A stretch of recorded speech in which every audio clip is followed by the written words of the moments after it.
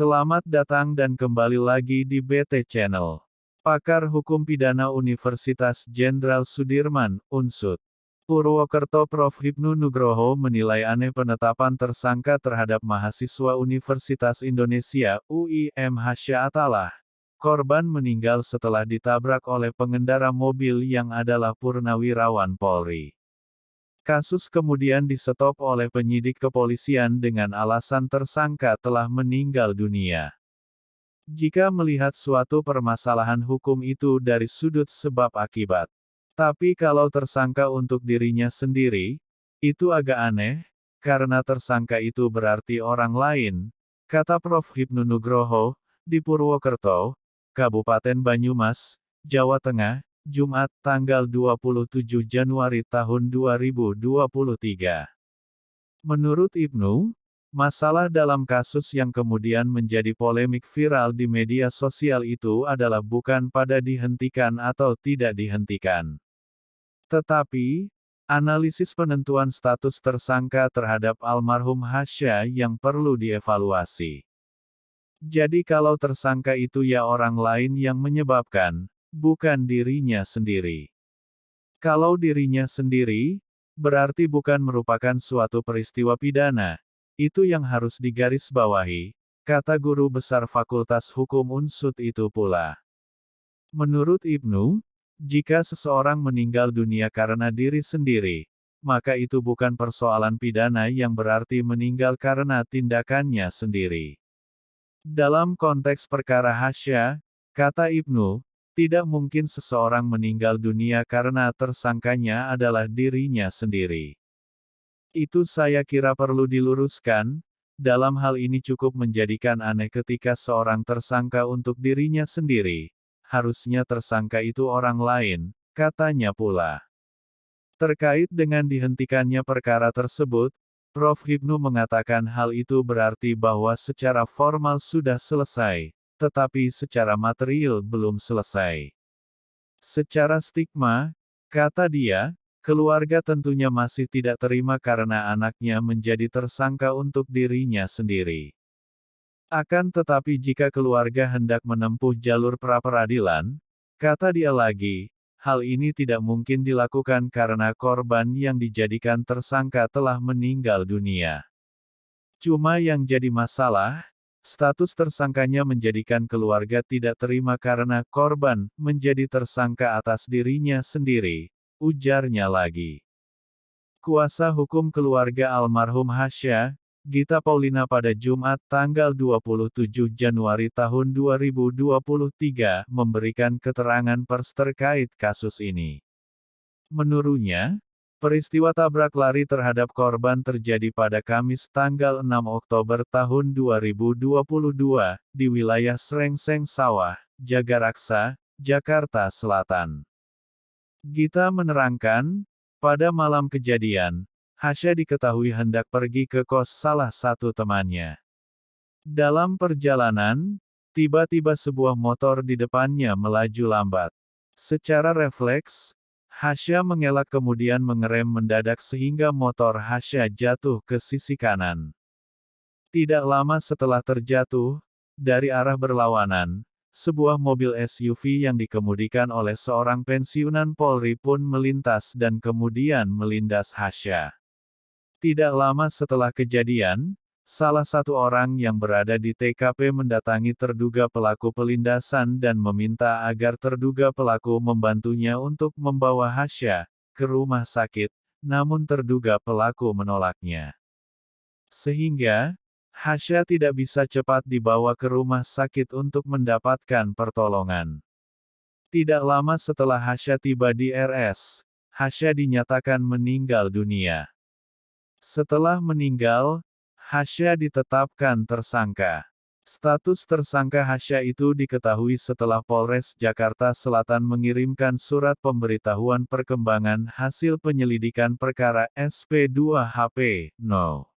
B42I, 2023 LLJS kepada keluarga. Yang dikirimkan polisi adalah SP2HP penyelidikan yang disertai surat perintah penghentian penyidikan, kata Gita, Jumat.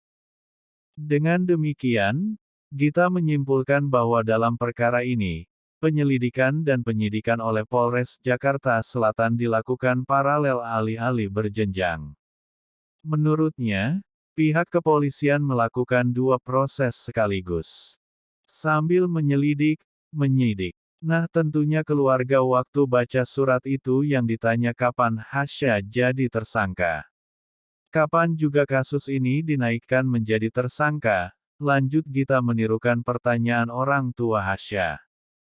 Tak sampai di sana, yang membuat pihaknya heran adalah tidak adanya penerapan peraturan Kapolri nomor 15 tahun 2013 tentang penanganan kecelakaan lalu lintas dalam kasus itu.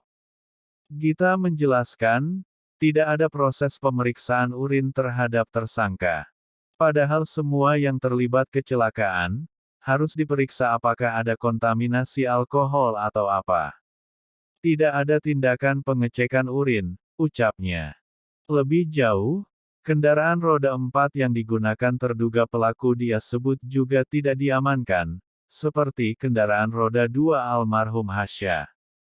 Padahal, sesuai SOP, kata dia, seharusnya diamankan untuk mengurangi potensi modifikasi bukti.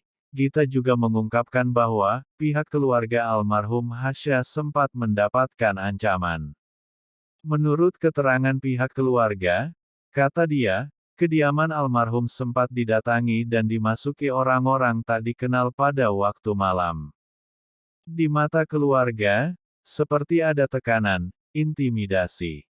Orang tak dikenal datang malam-malam langsung masuk rumah.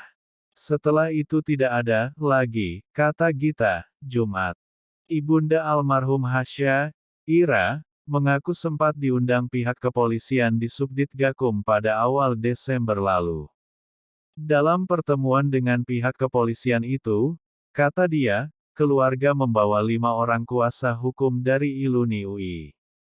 Tapi kami dipisahkan dan kami hanya berdua suami istri, dengan beberapa polisi, kata Ira. Dia menyebut, pihak kepolisian saat itu terpaksa memisahkan dirinya dan suami dengan kuasa hukum. Tak hanya itu, pihak kepolisian, kata Ira kepada awak media, juga mengunci pintu ruangan yang dimasuki dan tidak memperbolehkan kuasa hukum masuk. Saya tidak bilang diintimidasi, tapi seperti di sidang. Saya pikir harus bawa lawyer saya. Saya bilang nggak mau ke toilet, saya mau keluar dari ruangan, katanya. Ira menolak untuk berdamai saat pertemuan dengan kepolisian dan beberapa petinggi polisi itu terjadi. Meski terduga penabrak lari yang merupakan pensiunan polisi hadir di ruang terpisah, Ira dan Gita mengaku tidak sempat dipertemukan dengan terduga pelaku penabrak anaknya. Terkait perkara ini, Direktorat Lalu Lintas Polda Metro Jaya pada November tahun 2022 silam menyatakan, proses hukum tertahan lantaran penyidik saat itu menunggu proses mediasi antar pihak korban dan terduga pelaku penabrakan. Pada saat kejadian ini, mereka kan mau mediasi, katanya. Kami masih menunggu hasil mediasi itu. Ternyata sampai pelaksanaannya, mediasi ini tidak tercapai, kata Direktur Lalu Lintas Polda Metro Jaya Kombes Pol Latif Usman. Latif mengonfirmasi, peristiwa kecelakaan tersebut terjadi pada tanggal 6 Oktober tahun 2022 di Srengseng Sawah, Jakarta Selatan. Dia mengatakan, penanganan kasusnya telah dilakukan sesuai prosedur. Bukannya kami enggak mau proses, kami proses lanjut dan itu sudah berjalan pemeriksaan saksi dari pihak Pak ESBW. Ini sudah beberapa saksi sudah kita lakukan pemeriksaan, ujarnya. Meski demikian, Latif saat itu mengakui, pihak kepolisian belum melakukan gelar perkara untuk kasus tersebut karena masih menunggu hasil mediasi antara pihak yang terlibat kecelakaan. Namun gagalnya mediasi tersebut tidak disampaikan kepada pihak kepolisian hingga akhirnya mendadak viral di media sosial pernyataan pihak keluarga korban soal lambannya penanganan kasus tersebut. Karena kami masih menunggu sebetulnya, tiba-tiba ada berita viral itu, kami juga kaget. Sedangkan katanya mau mediasi, harusnya hasil mediasi itu sampaikan ke kami, kata Latif.